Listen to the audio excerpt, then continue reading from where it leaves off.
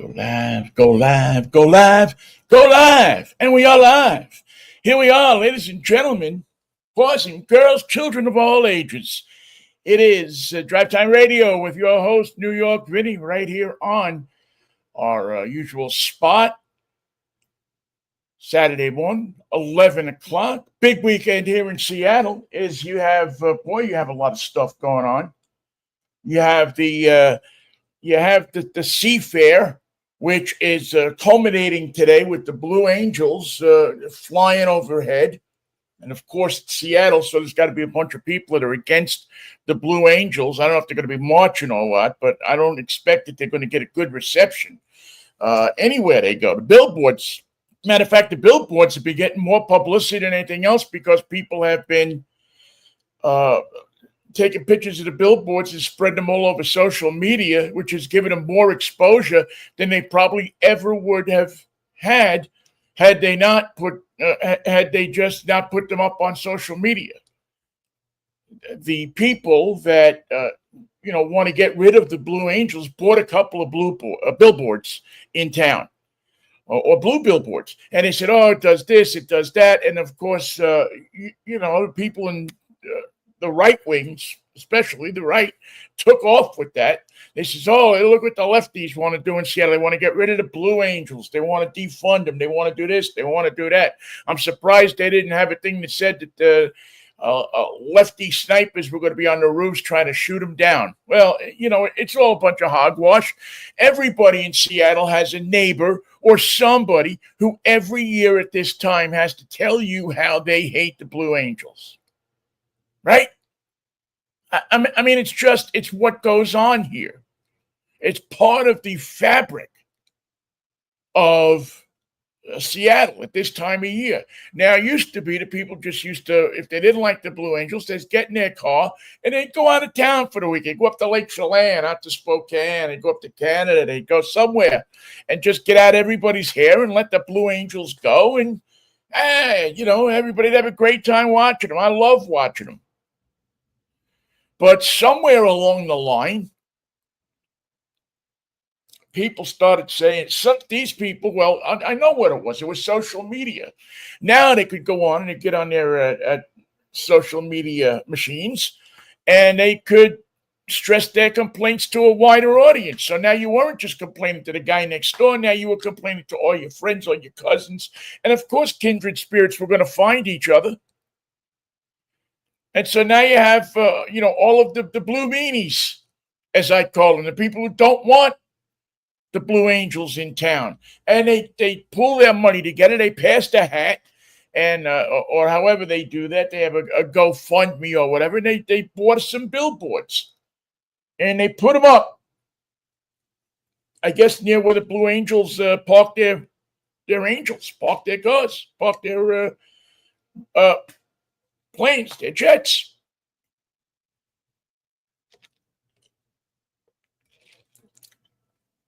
So all over South Seattle, and probably in a few other places, you have these billboards that say, "Blue Angels, go home. We don't want you."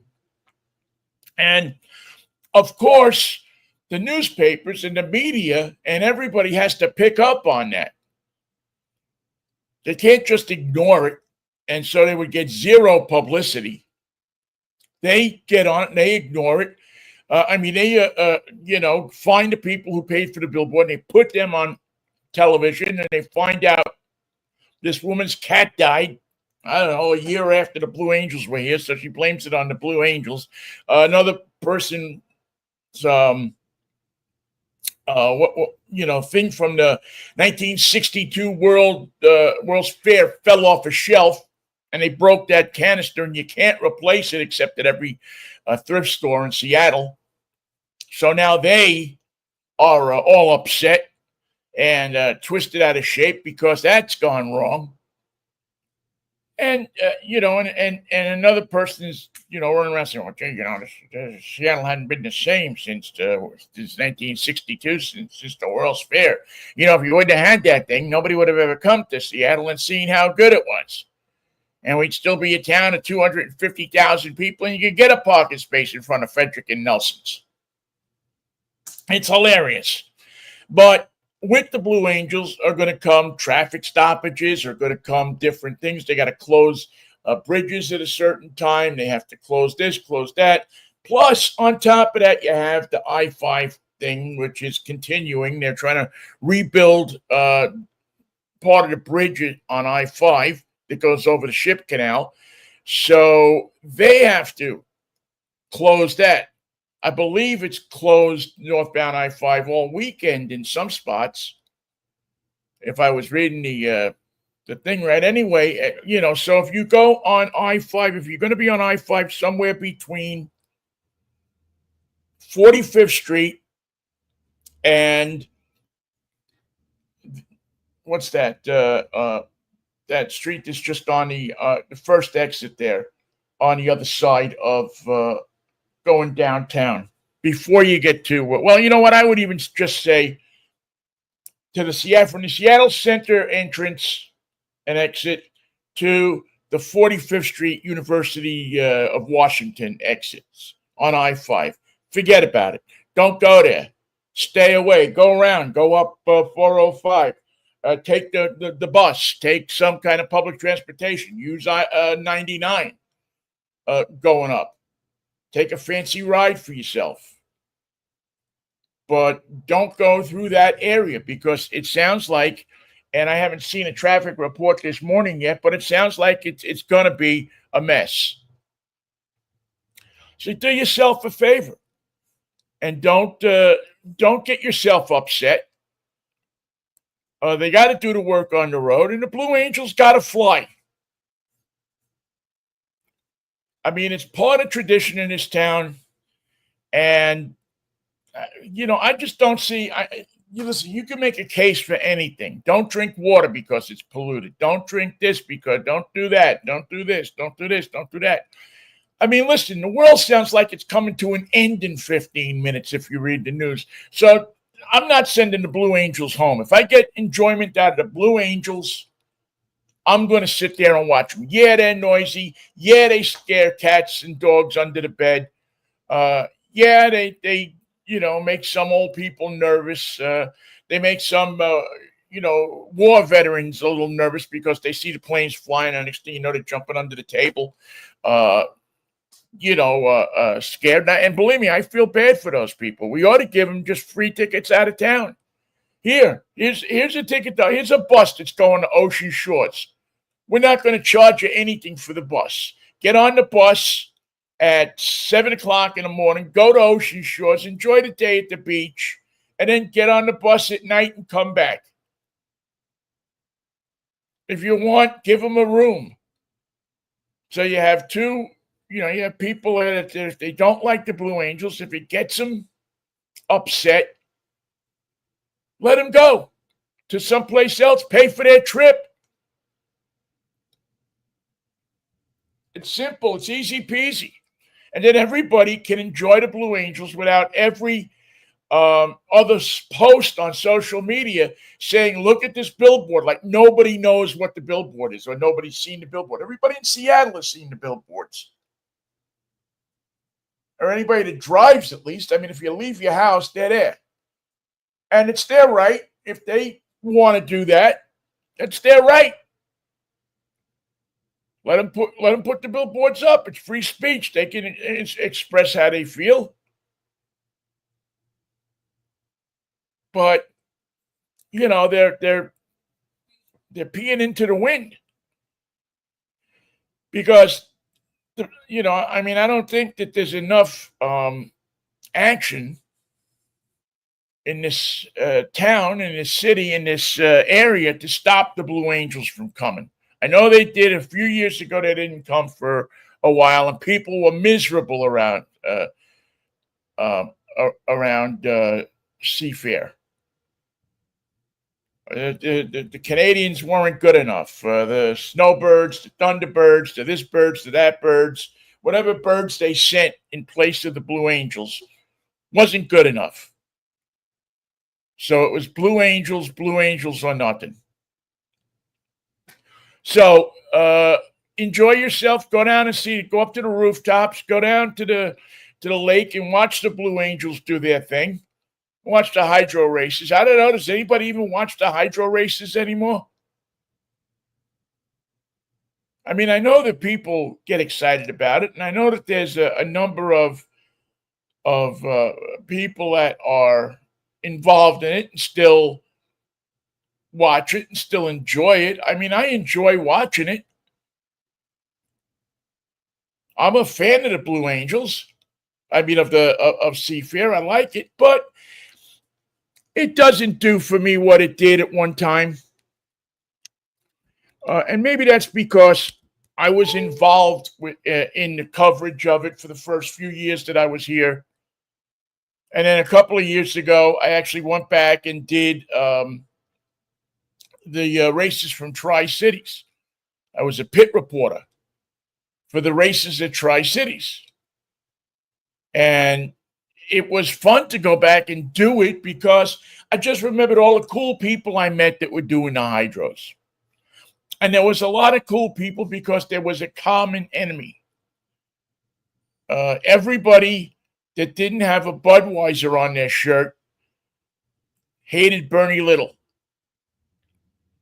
and hated the guy that ran the Miss Budweiser, hated Chip Hanauer for some. I mean, there's a guy. How the hell can you hate Chip Hanauer or dislike Chip Hanauer? But he was driving for the man, and nobody liked the man, and it was Bernie Little and everybody else. So people got upset about it. And the one sad thing about it is it's a sport that is certainly not as popular as it was back in the 60s, the 70s, and the 50s especially.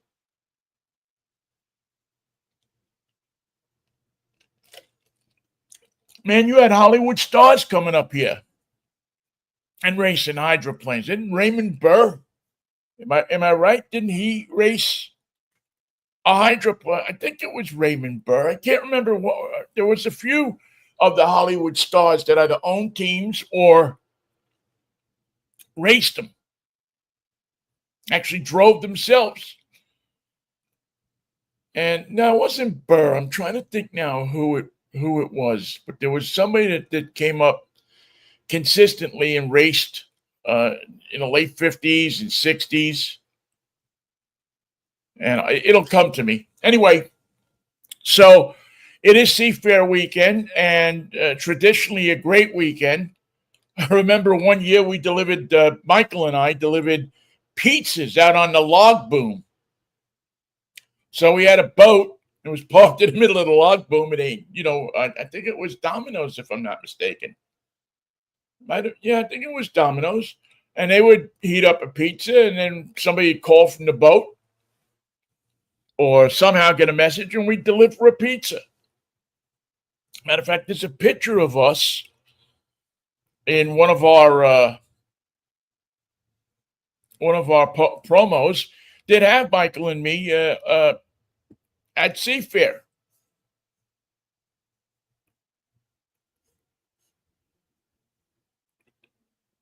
Looking to see if we can send somebody a pizza. Always wanted to send somebody a pizza if we could. But it was a lot of fun, and people overdid it. They got drunk at the log boom, and that happens all the time. Unfortunately, people get tuned up no matter what they're doing. They go out and they do stupid things, and they get either suspended or they just cause problems for other people, and other people have the authority and the ability to, I don't know, get them, make things happen, and sometimes they do. It's kind of sad in many ways, but it's the way things work in life. And anyway, people were able to, I don't know, it just it's so changed the complexity, and I don't know if it's the fuel, if it's the times are different or what, but hydroplane racing is just not where it was at one time in this town.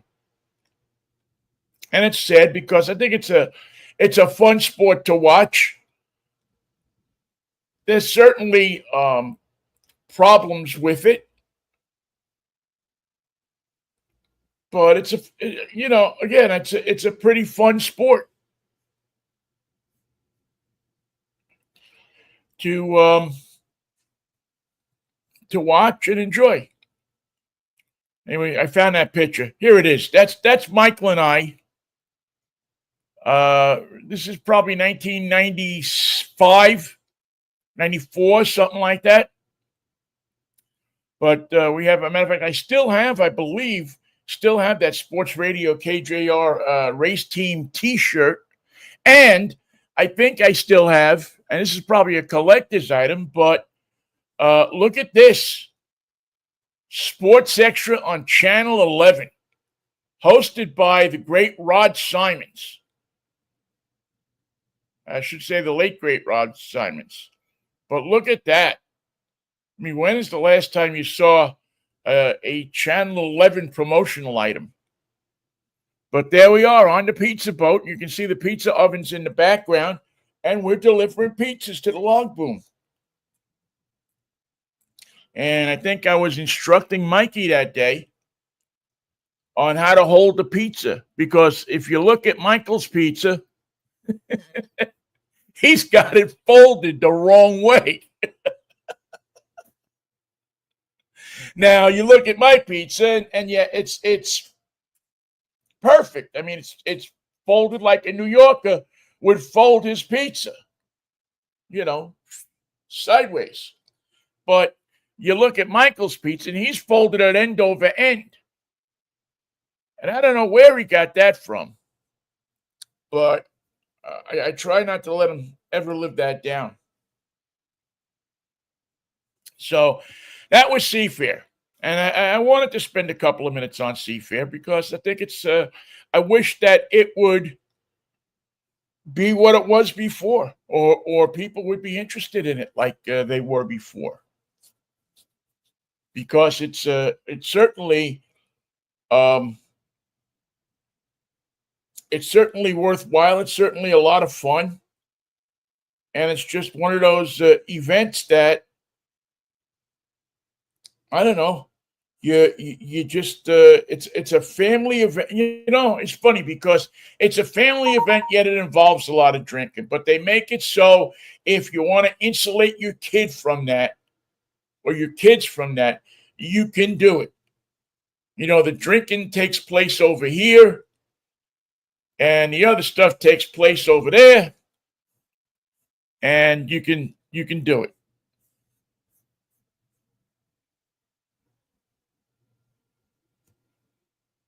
Or at least I think you can. Anyway, I digress.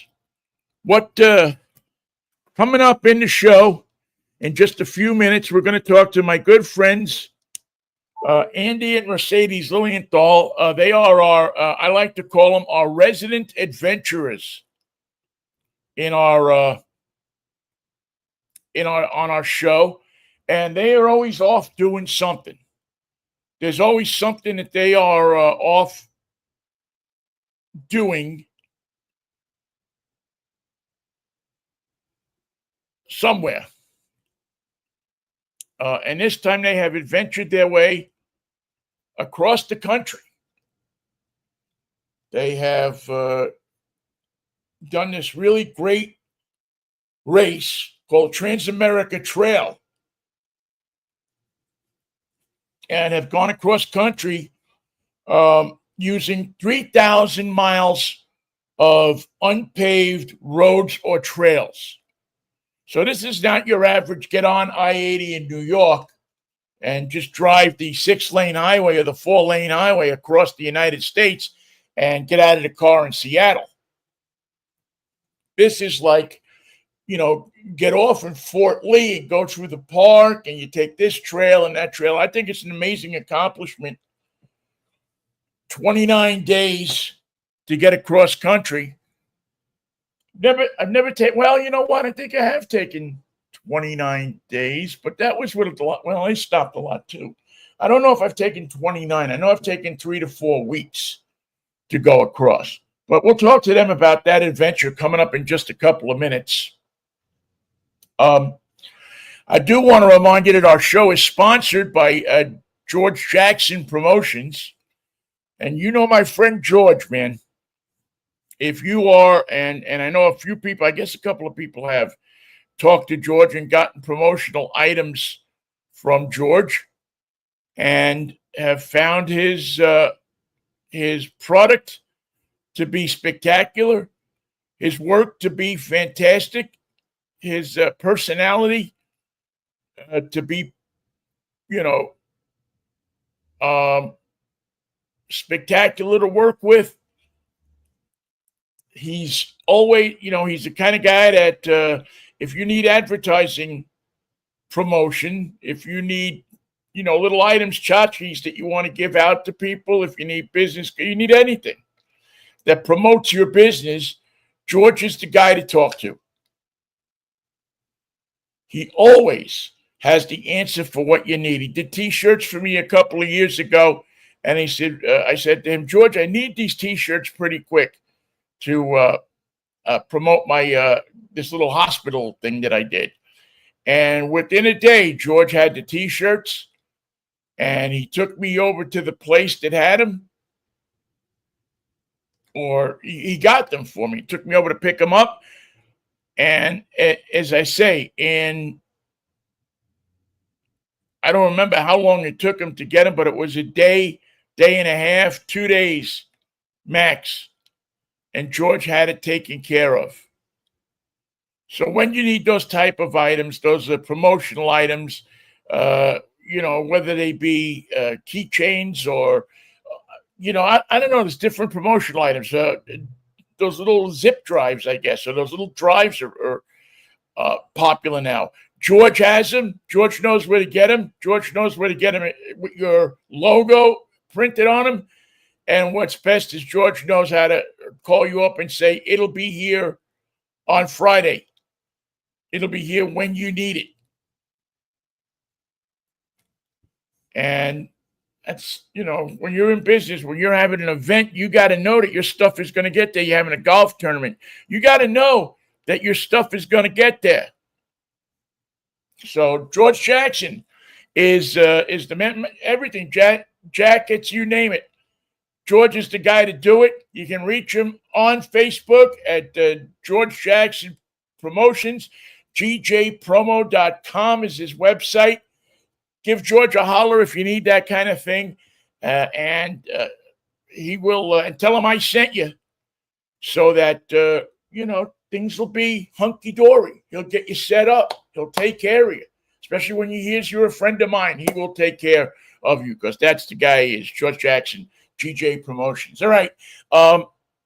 Time for one of my favorite segments of the show. Yo, Vinnie, what are you driving this week? Because people always ask me, yo, Vinnie, what are you driving this week? And what is the Subaru Forester Hybrid. 2025 Subaru Forester Hybrid. This is a fine machine, man. Subaru, before Tesla came along, Subaru was probably the most popular car in the Northwest. I mean, everywhere you want, you go to a soccer game, you go to Trader Joe's, you go to any event in the Northwest, and there was a gaggle of Subarus around. People love these cars. They love the high roof. They love the gas economy. They love the way they identify with them. They love the versatility. It was just a Northwest kind of car. When Saab really stopped making cars or stopped doing a good job of making cars, Subaru kind of slipped in and took over. And these were really dynamite cars. And they have been, again, except for Tesla, when Tesla kind of took over here a few years ago, except for Tesla, people were pounding the doors down at the Subaru dealerships trying to get a Subaru. And the Forester was straddle that great line between SUV and station wagon. High roof, the good visibility, the comfort, the reliable boxer engine that people love, the space, the room. They love it all. A couple of years ago, they came out with a new Forester, a new model.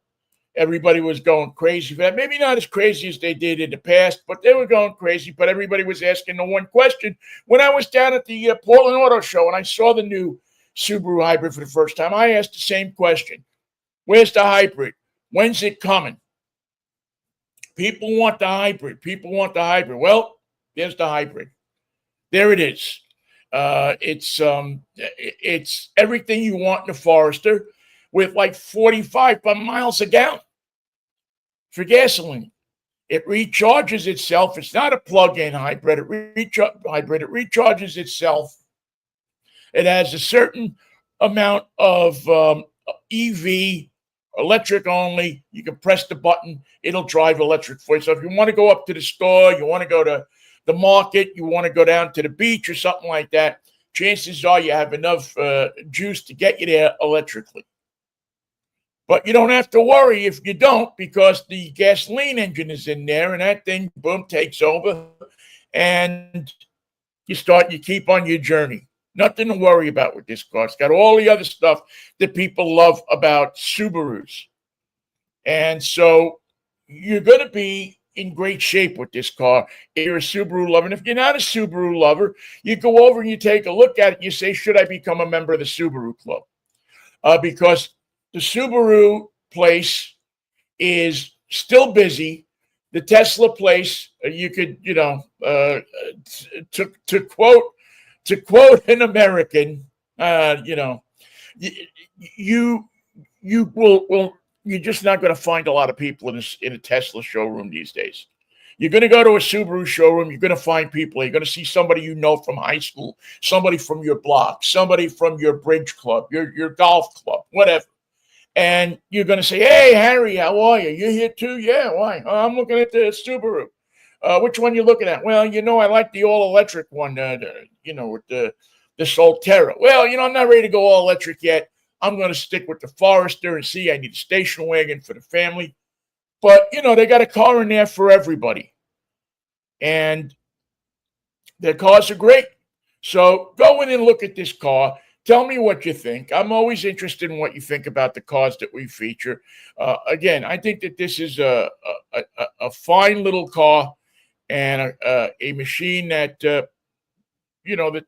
people like Subarus are going to get excited about. Look at this detail in the back here. This is the back passenger compartment with the seats folded down and the mat. I mean, look at that. There's a relief map in the back of the Forester. I mean, if you get lost, all you got to do is take the luggage out. No, not really. Anyway, good car, good nav system. I'm really liking it. I've liked every Forester that I've driven so far. And we're going to take this one out on the road this weekend and let you know a lot more about it in an upcoming edition of Drive Time Radio.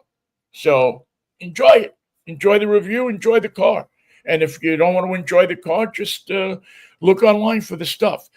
Speaking about enjoyment, a couple of people I always enjoy talking to is a wonderful thing when I get to talk to them, because I know that they have done something, that there's something that they have done to get on the show and tell us about.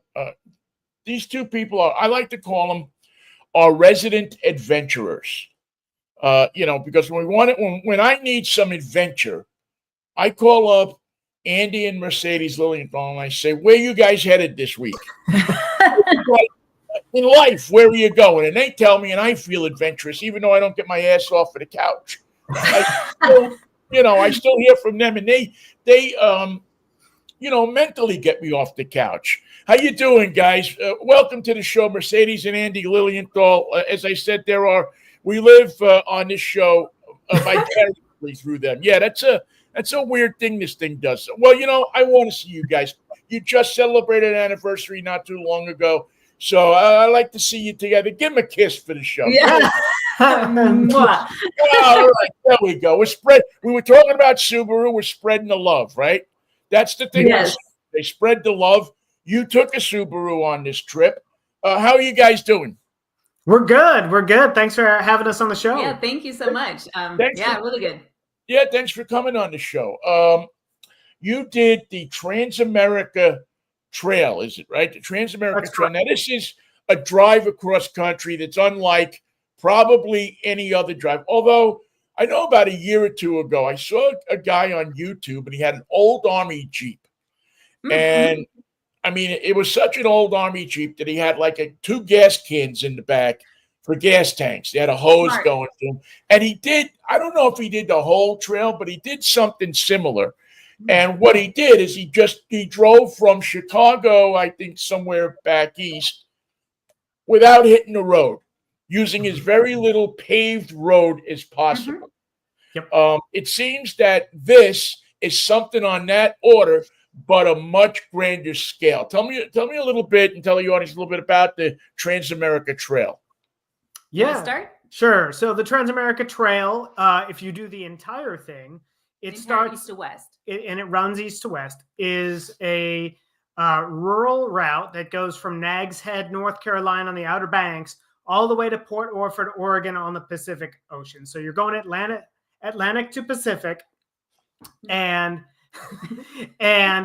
about a little less than half of it is all on unpaved roads. There are sections out east that you simply don't have the option to take anything other than pavement. And I don't want to, how do I say, misrepresent it, because there is a lot of pavement, but that pavement is very, very rarely anything bigger than a 2-lane road. Right. And a lot of country roads, very tight and twisty, bad pavement. We clocked over 7,100 miles, about 7,163 miles.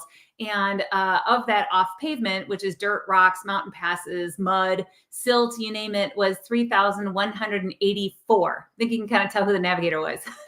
Wow. Yeah, I think I'm getting this now, that you were holding, well, you didn't use a road map. I guess you used like a Garmin or something like that, some kind of navigation. Or do you use, because I know in rallies you don't use a Garmin, you use a road map.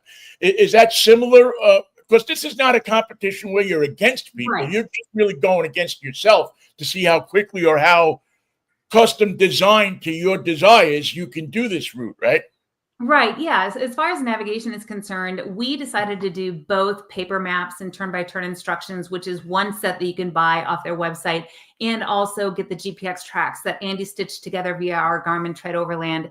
The reason why we did that is we, especially for navigation, we always plan for contingencies. If the Garmin or whatever, freezes up or something happens or whatever, we always have a paper map. Then we have our phones and a Starlink, whatnot. So we used that. So Andy basically used the GPX track to keep him on course, because he could see where the blue, our little blue triangle was, and follow that red line, which is the TAT route, the Trans-America Trail route. I mainly did the paper maps because that shows me more information, and then different information, as well as turn-by-turn instructions. So that's kind of interesting. The turn-by-turn instructions are only about this wide in their paper, and so you have to scroll them onto a roll chart holder, which a lot of moto guys use. I've never used as a navigator. So, but it's the same type of thing as a rally route book that we've used for however many rallies, Baltic Sea Circle Rally, Trans-America, but in a very short, small form of it. It should be noted, too, that this was originally mapped out starting in the 1980s, and it was designed for motorcycles, like your adventure touring guys on BMWs or KTMs, that kind of thing. So while four-wheel drive vehicles can do it, it was originally done on motorcycles. And of course, we wanted to get a challenge, so we did it in an all-wheel drive Subaru. There you go. I mean, and you did it in Subaru. I mean, we were talking about Subarus here before. I would think, and this is now, am I correct in assuming that this is what your second or third event that you've used the Subaru in? We've done multiple, yeah. Yeah, that's correct. In 2022. So, I mean, you really get to put a Subaru. Now, you were in which one? We were in the Crosstrek Wilderness on this one. For this one, yes. Right. A mile So, away. you really get to see what this car can do in conditions that most people, 99.5% of the people that buy these things, are never going to see. Yeah, what do right. you If you think can about see it? that, we took this vehicle up over some mountain passes. We both have a good bit of off-road driving experience, and I was really surprised how well this car did off-road. It really does punch above its weight in terms of off-road performance, and we did equip it with some modifications, some BF Goodrich tires that were a little bit bigger, some Primitive Racing skid plates to help protect that underbody, and those skid plates were absolutely pivotal in our ability to go over some of these passes in Colorado and also through some of the trails in Moab. Yeah, I'll bet you that because it kind of takes away a little bit of the fear of going, over some of the terrain where you're looking at that and saying, there's no way that I'm going to get over it. You get the skid plates and maybe you hear them scraping, but you know that it's not punching through your oil pan or worse, which is, going to leave you. If that happens, you're just sitting out there. There's no phone to call AAA. Yeah, you probably got the satellite phone, but still, it's definitely an inconvenience. Andy and Mercedes Lilienthal are with us. They've just completed the Trans-America Trail, which is a 20. Their version of it was a 29-day trip across the United States of America. What kind of people do you meet on these? I mean, are you going through the backwoods like somewhere down in Appalachia and you run into somebody still and they're standing there with their gun saying to keep moving? Or are you meeting like people that have seen people go through with this and they're maybe at least waving to you and maybe even helpful with advice, like a cup of lemonade or directions or something like that? It's funny. I was admittedly the first time we had to go down one of these really rural mountain roads. It was in Appalachia, and I wasn't sure what we'd run into. I mean, we've all seen the movies and Deliverance and all these horrible things. And you'll never listen to banjo music again if you run into one of those things.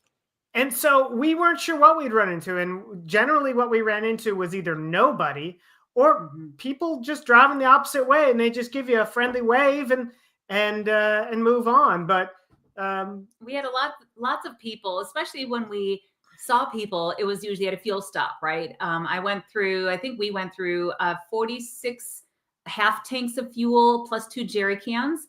One for the original Philip, and then the second one we helped a Willis. What was it? I think 12,600 late 40s Jeep Willys. But anyways, he was running low on his fuel cells. Saw that we had fuel and we had extra enough to give him. But that being said, is usually at gas stations or grocery stores is where we saw people, and they were very curious about the vehicles. So we talked about our Max Trax and Extreme boards. We talked about our front light bar from Alley Innovations, our Baja Designs lights, all these different kinds of parts and pieces that we modded with the car, and the key gear we used too, because there was a lot on the inside too that was really important. Yeah, it's it's interesting because these routes, and especially this one, sounds like almost similar to walking the Appalachian Trail up and down, or the one that's out here, or even in some ways, the Caminos that are in Europe.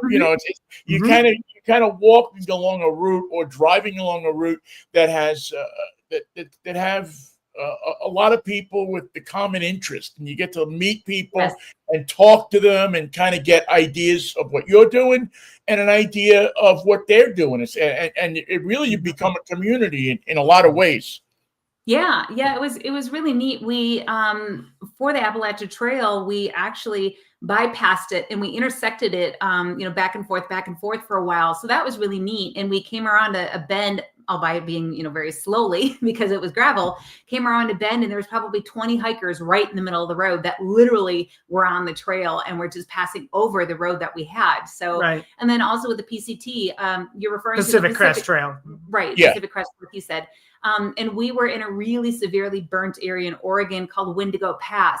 And all of a sudden we came up and over, and we looked to our side, and there was like maybe 40 or 50 huge Culligan water containers, and then a bunch of totes. So of course we had to stop and look, and it was a point for the PCT for hikers to be able to refuel. And the totes had anything from battery banks to batteries to medications to books to all sorts of stuff for hikers, which we thought was really neat. We've not seen that before. And while we were on the Transamerica Trail, we would occasionally run into people who had done it. We would stop at a grocery store, and a gentleman and his wife were getting into their car, and he said, "Hey, are you doing the Transamerica Trail?" We said, "Yeah." Just a decal in the car. Yeah, and we said, "No, we're doing it." And turns out he had done it on a motorcycle, and so you would run into people like that. There were also stops along the way that were sometimes referenced on the maps, sometimes not. That people have a place where you can stay or a camp.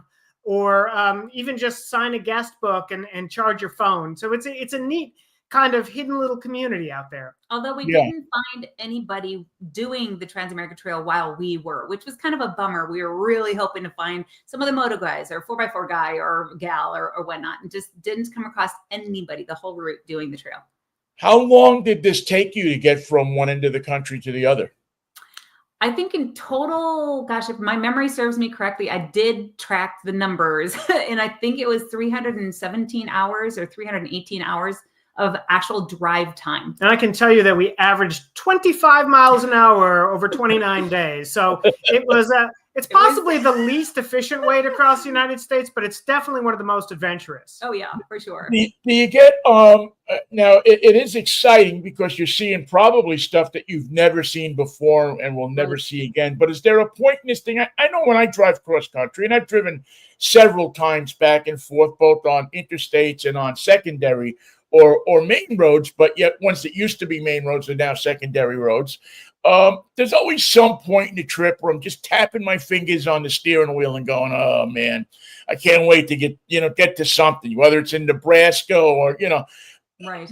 Did you get that as you were going through this, or is it like every minute is kind of a new adventure and it's exciting? Well, for me as the navigator, every bit was adventurous and exciting and very challenging. We had a total of, oh gosh, now of course my memory is all leaving me at the second. I think 30 or 40 route deviations that I had to figure out a different way because we had flooded roads, we had washouts, we had a sinkhole, we had wildfires, we had downed trees, it was constantly changing. And so we went into this, we always do a silly thing. Come on, put your pinky up. We pinky swear, and we pinky swear different things, like, don't hit any baby animals, keep the shiny side up, wheel side down, blah, blah, blah, be kind to each other. But the biggest ones for this were flexibility and patience. And we needed that because you had to deviate so many different times, whether it's wildfires, storms, severe storms. My God, how many, was it 2 weeks? We had about 2 weeks of literally every day there was severe weather flanking us, and we would have to sometimes deviate because we didn't want to be in those on the trails or in the woods during those storms because the trees will come down and there's lots of wind. But to your original question, the only times where I started to go, like, can we just get to where we need to go, was there were some very long flat stretches across Oklahoma. And there were some very long, flat stretches across southern Idaho where you might come over a rise in southwestern Idaho and think, oh, there must be a curve. And there would just be another, as straight as you can see, dirt road. And it's 100 degrees. We could not escape the heat on this. Of humidity. 29 days, we had 28 at 90 degrees or higher. And we had 6 days of 100 degrees or higher. Up to 111. It was unbelievable. And we had horribly muggy conditions from North Carolina all the way to Oklahoma. Yeah, through Oklahoma. There's no climate change, so please don't worry about that. No. When I've driven across, I've always run into that. It's the same, now as it was 40 years ago. So please don't worry about it. As a matter of fact, why don't you take all the emissions equipment off your car, because we're not going to need it anymore. Oh no, wait a minute. The government is saying we can do that. I'm not going to get political. But it is kind of concerning, I guess, when you take a trip like this and you can actually feel and see Yeah. the environmental change. I mean, we're sitting here in a living room and you're watching it on TV or you're hearing about it on the radio or something like that, and it doesn't strike you. But when you drive through this kind of climate change and you feel it in person, you drive through the burnt forest, you drive through heat of 90 degrees. I mean, you went through, I don't know, was it 20 national forests? I mean, you had to see some kind of, some kind of difference in climate and also in, just the general condition of some of these places. Yeah. And I mean, one thing to add too, if we didn't mention it, so of those 29 days, 23 of those humidity laden, sticky days, 23 were spent in the rooftop tent trying to sleep overnight. And six days we had to not do it. So 2 of them were back-to-back actually nights in Arkansas because we could not get rid of the storms, and they were on top of us, 60-mile-an-hour plus huge hail, just lightning, crazy, torrential rain. So we were like, nope. So that was 2 days. Then we did 1 day because of 111-degree heat in Moab. 1 day because of July 4th. We knew we couldn't find any camping. And then the last day was our finish. And we're like, you know what? It's the Oregon coast. You can never find camping unless you book a year in advance. And so we found the last motel room with an independent in Port Orford. Awesome. This sounds like it was an incredible trip for you guys to do this. Would you recommend this trip to other people who want to? I mean, obviously, it's not just something that you jump in the car. I mean, you have to have the right car. You have to have the right equipment. This is not just to drive across country. But is this something that you would recommend to your friends to say, hey, you know what? This is something, last year or 2 years ago, we went up to the North Pole. This time we're going across America. Is this something you'd recommend to people? Is this like a bucket list thing that people should think about? If you are into adventure travel, into overland travel, that kind of thing, if your jam is driving dirt roads and off-road trails, absolutely. And not everybody is able to do the entire thing from East Coast to West Coast just because of the long amounts of time. A lot of people do it in sections, but I absolutely would recommend doing this. You get to see your own country in a different perspective. We've also driven across the country a couple of times, usually sticking to the interstates, and you can get across in a few, several days.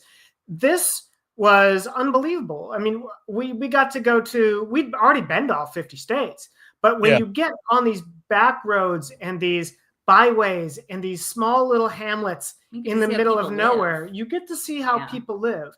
And, my personal belief is, the more we get to see people live, the more we understand people. And I think if we all understood each other a little bit better, maybe we'd all get along a little bit better. But I think that it's an incredible trip. Just make sure that you pack your patience, make sure that you pack the right kind of gear, and make sure you take the right kind of vehicle and take your time. Right. And to add to the gear part of it, I mean, there were certain things. I mean, gosh, Andy and I am writing one of my first articles on this exact subject was how to properly prepare for this. And there's always things that you could do differently and learn from every trip, I swear.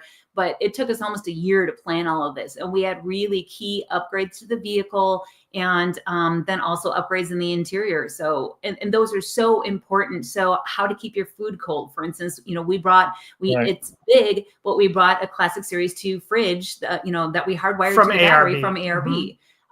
That thing was a lifesaver. If you think about it, severe humidity, we had dew points that were hovering mid 70s to almost 80 for almost 2 weeks straight. Think about that. And we're rooftop tent camping. Thankfully, the Subaru's got a wonderful AC, but we had to power that though. We had an EcoFlow system, and what was nice about that is we had a very large power station, but then also an alternator charger. We've never used an alternator charger before. What that EcoFlow system did is we could power up while we were driving. That alternator charger would then charge. I think it was a 1,500 watt. Power station. And then at night when we're camping and we need to plug in our devices, our Starlink, our fridge, all that type of stuff that's using power, it can reverse charge back to the car's battery and keep it topped off. So while you're driving, perfect. It charges this power station. And then when we're parked, we just simply reverse it. And like she said, it was really good. We didn't have to carry solar or anything like that. Yeah, we Solar didn't have time. solar can be a great option, but as one of the stories It's I'm gotta be writing sun. too. Yeah, if there's no sun, that doesn't help. The other thing too is let's face it, the Subaru Crosstrek Wilderness is still a compact car. And so making sure that you pack smartly and efficiently in a small vehicle is important. Well, and adding to that point quickly, one of the biggest things that was a win for us was we used a company for our spare tire carrier on the rear, which is called Rig Supply. They're also a U.S. company like Primitive, Baja Designs, and Rally Innovations is. But that allowed us to carry another full-size spare. We also had the donut, but we also had an ARB tire patch kit. But on top of that, we had the Max Trax boards. So those were 4 recovery boards for our vehicle that we had. And then also 5 gallons of fuel, which again came in handy because we used it a few times. And then also a trasharoo, which is kind of like a big folding canvas thing that we kept our dirty laundry and also our trash in. Yeah, it's like a backpack for your spare tire. And it allowed us to, pack in, pack out our stuff. Yeah. We didn't use it in bear country, that kind of stuff. But we were always bear aware, as they say. Yeah. But it's learning how to live smartly in a very small space. And you kind of live, you don't really live in a Subaru Crosstrek, you live around it, but you can make it so that it's a platform that really does work for you. Yeah, it's amazing. I mean, I watch videos of different people in there living in this car and living in that car or doing something similar to what you're doing. And it's just amazing to me what people are able to do in that small amount of space, how they're able to survive. And having 2 people, my God, you must love each other, because 21 years together, and we finished the Transamerica Trail on our anniversary. And we celebrated his birthday too earlier during the Transamerica Trail. And people often say, do you argue or do you get into not fights, but like arguments, or do you have bickering or this or that? Yes. But it's how you figure out, essentially this is the longest we've been stuck in a steel box for 29 days straight. Continually under very extreme circumstances and situations. And there's a storm. Holy crap, there's a sinkhole. That are we going to fall in? What's or the road is closed, or the campground is closed. And you're driving for 16 hours and you got no place to sleep. And you're trying to find a BLM spot or campground or something. Trying to figure out how to mitigate that all. And we're not perfect with it. We learn all the time from each other. Like I learned stuff on this trip that he's like, yeah, I don't like this, or vice versa. But it's how you deal with it. And that kind of goes back to the whole patience thing and flexibility thing.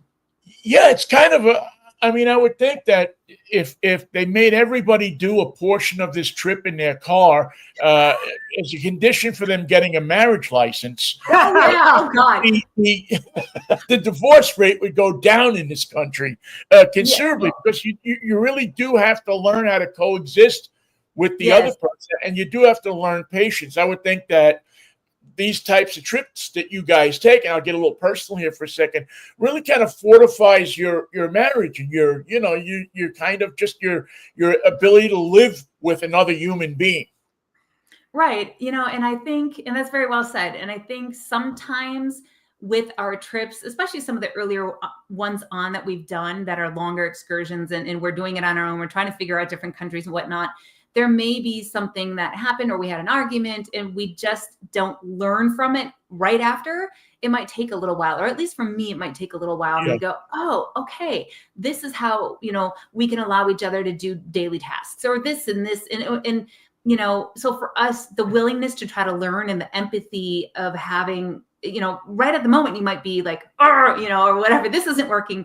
But many times, actually, it's something that is creating the issue, not each other, but we just happen to be I don't want to say each other's punching bag, but I use that phrase from time to time because if you're frustrated, sounding board. And he's right there, or vice versa. So it's great that you do it, because and it's great that you're willing to talk about it a little bit, because I do think that these are kinds of things, and I know it's a show about cars, but we all spend so much time these days in our cars, either singly or together, that and I always look at people, and you could be driving along on Aurora Avenue looking at the car next to you, and 2 people are going at it, screaming at each other. I think now we have to learn how to get along in our cars just as much as we have to learn how to get along in our houses. I think it's true. And spending lots of time with somebody, I mean, it kind of goes one way or the other. It either works or it doesn't. So, well, for 21 years so far, well, actually, we've been together for over 25. But I mean, it's God bless you, man. I mean, right. that's anything on this trip that you do differently. Anything that you thought about? You say, gee, if I ever do this again, or if my friend's going to go on this trip next week, I did this, but maybe you should do this. Yeah. Good question. So one of the first thing that jumps out on me on this one was we weren't going to modify the suspension at all on this because, it's a very capable little car right out of the box. But with the amount of things that we had on it, the rooftop tent, the extra fuel, the swing away tire carrier, the fridge, and then all our gear, we noticed that the rear was sagging a little bit. So we ended up talking to Primitive Racing, and they supplied a set of Bilstein shocks and then some rear overload springs that helped raise the back end a little bit. But it still squatted down quite a bit. So we'd go with a taller spring than there was one step taller. So I would have done that. I'd tell anybody that's going to do it to just be real cognizant of how much stuff they're going to bring with them. Well, and most people have their vehicle and it's their vehicle. We partner with Subaru of America on this. So we didn't officially meet the car, and it was all the way over on the East Coast until Wicked Big Meet. And so we had a day with it in which we saw the mods, most everything was installed already. And then we noticed that sag, but then we flew back home and we couldn't test fit our vehicle with the gear. We couldn't do anything. So everything was remote setting it up. So we had a very interesting time and a challenge to say, okay, this is the side, but we have a 22 regular Crosstrek. So that helped to some very degree similar because we're very comfortable with that vehicle. We take that on road rallies and time, speed, distance stuff. But that being said is, thank goodness I've got a space planning career of 20 years as a commercial interior designer to help test fit in my head and know what's going to work where. For me, because it's so long of a trip, we did laundry multiple times. You do find laundromats, believe it or not, little tiny towns, and they're fun. But it is what it is. But we do laundry. I would still bring less clothes. So I mean, I don't wear a ton of clothes, and I wear clothes a couple of days, but it's like, I would still bring less clothes, even though we were dying of heat every night and just sweating like crazy every night. For the record, she wore clothes every day. But anyway. Yes. Well, there are places where you could probably get away with not wearing clothes for a day or two. Well, yeah, in some of those places, it was so hot you wanted to wear no clothes. Yeah, but, right. But yeah, it's just a lot of planning. Yeah. What's your next adventure? You got anything in mind yet, or what's next for you guys? We are on, if everything is slated to go right, in 2 days, we will be announcing our next big adventure. So stay tuned to Crankshaft Culture social media and our personal pages. We can't talk about that yet. Come on, give us a preview. I'll give you a hint. It's an amazing road rally. Yeah. Ah, okay. Does that anything to do with going up or down a peak? That we can't say. Okay. You just got to stay tuned. Not that I'm trying to be perceptive here or anything. All right. Well, we'll be watching for that, and then I'm sure that we'll talk to you when when either you're getting ready or you finish that up. It's good to catch up with you. I'm glad you were safe and you did this well, and you picked us to tell the world about the world. I mean, the 6 people but it's always fun to catch up with you and live kind of vicariously through your adventures. I mean, one of these days, for me these days, getting out and going to the bathroom is an adventure, so. Well, we appreciate you having us on. Yeah, definitely. And I mean, the biggest thing is, get outside of your comfort zone, no matter what that looks like. Take the road less traveled or the off-road less traveled. You may just be really surprised and love what's on the other side. Is there a website that people can look at some of the video that you took from this, or is there a film or anything that you're going to YouTube channel or anything that people can catch up with this visually? Yeah, the best place right now is going to be our Instagram account, which is at Crankshaft Culture. Then we'll also, of course, have stories on crankshaftculture.com, which is our website. We have a Facebook page, a YouTube channel. We're also uploading some things to TikTok. And then also we'll be writing a variety of articles for a whole host of magazines and outlets, everybody from Gear Junkie and OVR to The Truth About Cars and several others. Yep. Yeah. And right now, we'll try to catch up with all of that stuff. And do yourself a favor if you are on social media, give Crankshaft Culture a follow. It's a good. Well, I know you guys do.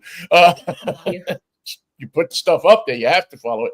But it's a great, if you're into cars or into culture. Actually, it's a great follow on Facebook, on Instagram, on any of the socials that matter, right?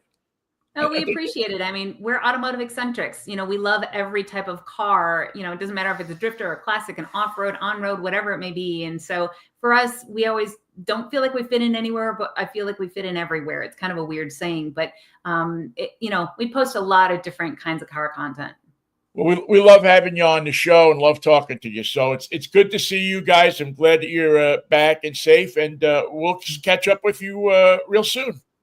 Thanks, Vinnie. Appreciate it. Take care. Thanks for having us on the show. Okay, guys. Mercedes and Andy Lilienthal, they just completed the Trans-America Trail, which is a great venue to take your car or a car that fits this trail and go cross country and learn a little bit about, I love talking to them because they're such nice people. And you could imagine them pulling up in their car in your town or at your general store in some Okefenokee town or something, and just spending 15 to 20 minutes, a half hour talking to them about just cars and life. And it's nice to see people like that left in America. That there's people that that they're just fun to talk to and fun to learn from. And I feel that every time we talk to them, we have an opportunity to learn a little something from their adventures. All right. That's going to put another edition in the book of Drivetime Radio. We thank you so much for listening. Next week, we'll have a couple of more reviews for you. We're going to take a look at what do we got? We got the Volvo we have talked about, but I might revisit something on that car. And, of course, we'll give you some more information about the Subaru hybrid that I'm driving this week, and lots more. And also, we didn't get a chance to get to it today, but there seems to be a war now on electric cars, more than ever. And I want to get into that a little bit more. I want to dig down into that a little bit because I don't know why, but it seems that many people are trying to kill the electric car once again. It was already done once. Matter of fact, you could make a good case that it was done twice in our history. Why again are people trying to kill the electric car? Can't we all just get along, even with our car choices?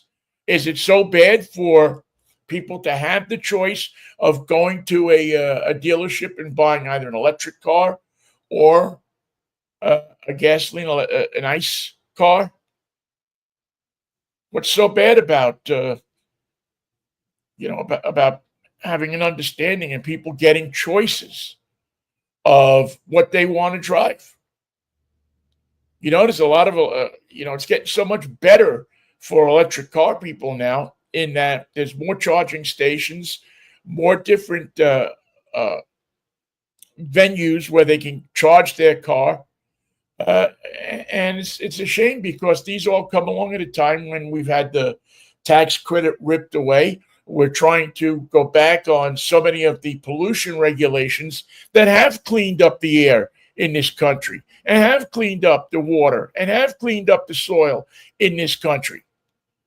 And we want to go back to a situation where tailpipe emissions, nobody's going to look at them anymore.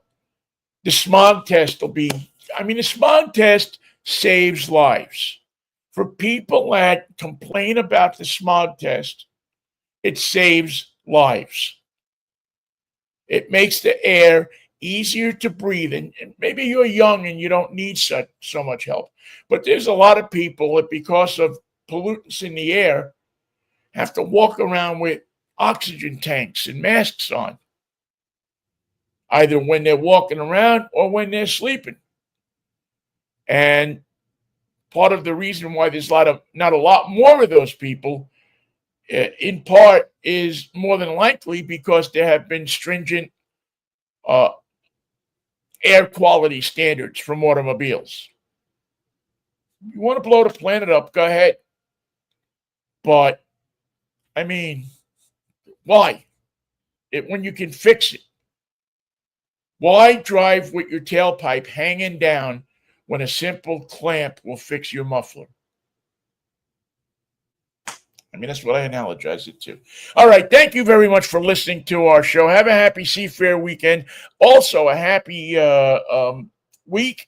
And we will catch up with you next Saturday morning at 11 if the Lord's will and the creek don't rise. Thank you to George Jackson and GJP, George Jackson Promotions, for sponsoring the show. Thanks to Andy and Mercedes Lillydahl and Crankshaft Culture for spending some time with us. And most of all, thank you to you for keeping an eye on the show and spending an hour of your time with us on a Saturday morning. We always respect and cherish the time that I get to spend with you on the radio or on the internet every week. And we appreciate it. NY Vinnie at drivetime-radio.com is my email address. If there's something you've seen on the show that you like, something that you want to see on the show, please, by all means. Or if you're on YouTube or Facebook or any of the socials, leave it in the comments below. And we read all the comments, even though everybody tells me not to. I read all the comments anyway. And many times I take a lot of the comments into consideration. If somebody wants to see something or wants to know something or wants to get advice on something, we try to service our listeners. So that's what it's all about. All right, I'll see you Monday morning with Mikey. Until then, take care. Auf Wiedersehen. Be good. Stay out of trouble and peace. And if the Lord's will and the creek don't rise, we will see you on Monday right here on the internet, on Facebook, on YouTube, on Instagram, on all of the socials, because that's where we live. Take care of yourself now. Bye.